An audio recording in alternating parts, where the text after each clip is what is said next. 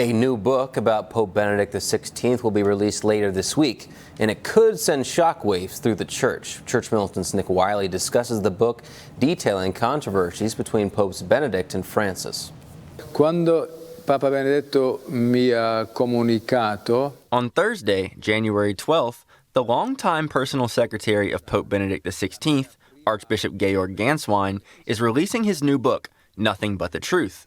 On January 5th, advanced copies were sent to some journalists, and reports detail the book showcases issues Benedict had with the Francis pontificate. In 2021, Benedict reportedly found out about Francis's motu proprio, Traditionis Custodes, from the Vatican newspaper, and did not receive it well. This really was an act of betrayal by his successor. Let's not beat about the bush here. Because it's basically it's undoing what his predecessor had done. I really see that Traditionis Custodes as the last hurrah of the dying hippie generation. According to a Breitbart report, Benedict read the document carefully and said it constituted a decisive change of course, and the Pope Emeritus considered it an error since it put at risk the attempt at peace carried out 14 years earlier. Das war schon ein Einschnitt. It hit him pretty hard.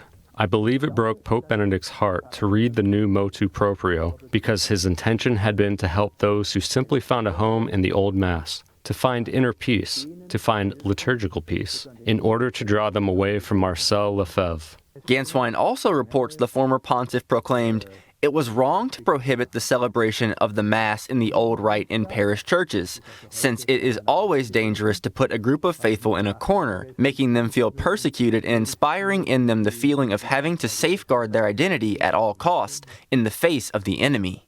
The scandals of the Francis pontificate have unfortunately led some of the faithful astray to the SSPX and other schismatic groups, which was one of the reasons Benedict promulgated Summorum Pontificum in 2007.